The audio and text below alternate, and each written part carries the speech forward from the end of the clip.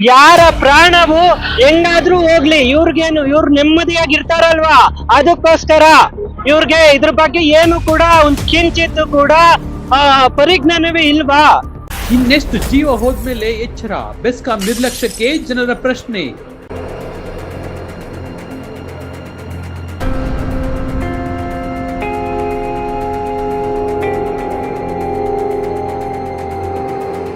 ಕಾಮಗಾರಿ ಮುಗಿದರೂ ಮಣ್ಣು ತೆರವು ಮಾಡದೆ ಸಾರ್ವಜನಿಕರಿಗೆ ಅಪಾಯ ಉಂಟು ಮಾಡಲಾಗಿದೆ ಎಂಬ ಆರೋಪ ಕೇಳಿಬಂದಿದೆ.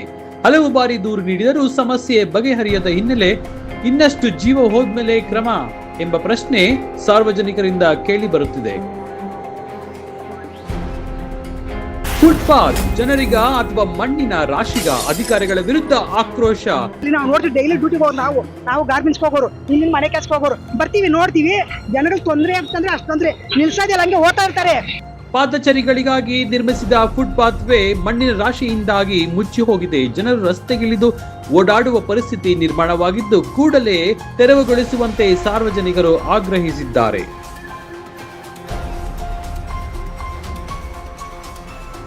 ದೂರು ಮೇಲೆ ದೂರು, ಕೆಲಸ ಮಾತ್ರ ಶೂನ್ಯ, ಜವಾಬ್ದಾರಿ ಯಾರದ್ದು?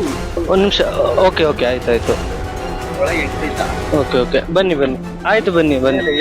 ಇಲ್ಲ ಇಲ್ಲ, ಈಗ ಇದೆಯಲ್ಲ, ಇದನ್ನ ಹಿಂಗ್ ಮಾಡಿಬಿಟ್ಟಿದ್ದೀರಲ್ಲ,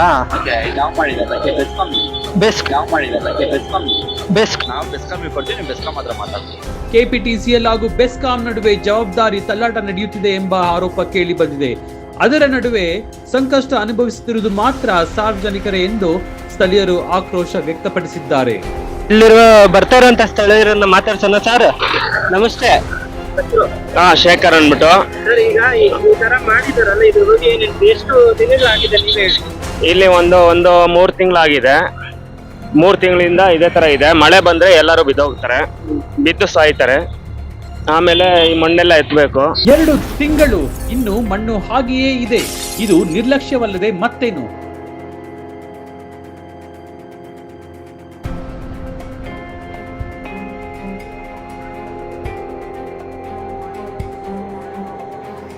ಕಳೆದ 2 ತಿಂಗಳಲ್ಲಿ ಹಲವರು ಬಿದ್ದು ಗಾಯಗೊಂಡಿದ್ದಾರೆ ಎನ್ನಲಾಗಿದ್ದರೂ ಸಮಸ್ಯೆ ಮಾತ್ರ ಇನ್ನೂ ಬಗೆಹರಿದಿಲ್ಲ. ಅಪಾಯ ತಪ್ಪಿಸಲು ತಕ್ಷಣ ಕ್ರಮ ಕೈಗೊಳ್ಳಬೇಕು ಎಂದು ಸಾರ್ವಜನಿಕರು ಒತ್ತಾಯಿಸಿದ್ದಾರೆ.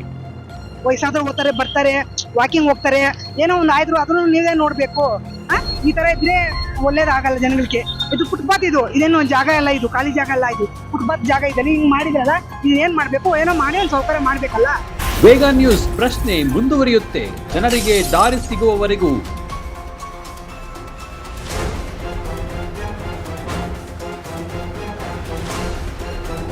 ಈ ಸಮಸ್ಯೆ ಪರಿಹಾರವಾಗುವವರೆಗೂ ಹಾಗೂ ಫುಟ್ಪಾತ್ ಸಾರ್ವಜನಿಕರ ಬಳಕೆಗೆ ಮುಕ್ತವಾಗುವವರೆಗೂ ವೇಗ ನ್ಯೂಸ್ ಕನ್ನಡ ಈ ವಿಚಾರವನ್ನು ನಿರಂತರವಾಗಿ ವರದಿ ಮಾಡಲಿದೆ. ಸಾರ್ವಜನಿಕರ ಸುರಕ್ಷತೆಯೇ ಮೊದಲ ಆದ್ಯತೆ ಎಂಬುದು ನಮ್ಮ ಕಳಕಳಿ.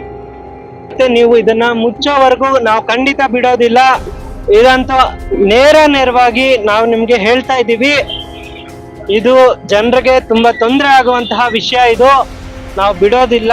ನಿರಂತರವಾಗಿ ಈ ಒಂದು ಸ್ಟೋರಿಯನ್ನ ಫಾಲೋ ಅಪ್ ಮಾಡ್ತೀವಿ. ಓಡಾಡೋದಕ್ಕೆ ಫುಟ್ಪಾತ್ ಮುಂಚಿನ ರೀತಿಯಲ್ಲಿ ಇರಬೇಕು ಅನ್ನೋದು ವೇಗ ನ್ಯೂಸ್ ಕನ್ನಡದ ಮುಖ್ಯ ಆಗ್ರಹ ಮತ್ತು ಮುಖ್ಯ ಉದ್ದೇಶ ಆಗಿದೆ. ವೀಕ್ಷಕರೇ, ಅಲ್ಲಿಯವರೆಗೂ ನೋಡ್ತಾ ಇರಿ ವೇಗ ನ್ಯೂಸ್ ಕನ್ನಡ. ಸದಾಕಾಲ ನಿಮ್ಮ ಪರವಾಗಿ, ನಿಮ್ಮ ಧ್ವನಿಯಾಗಿ, ನಿಮ್ಮ ಜೊತೆಯಾಗಿ ಅಂತ ಹೇಳ್ತಾ ಕ್ಯಾಮ್ರಾ ಪರ್ಸನ್ ಮುರಳಿ ಜೊತೆ ದರ್ಶನ್, ವೇಗ ನ್ಯೂಸ್ ಕನ್ನಡ, ಬೆಂಗಳೂರು.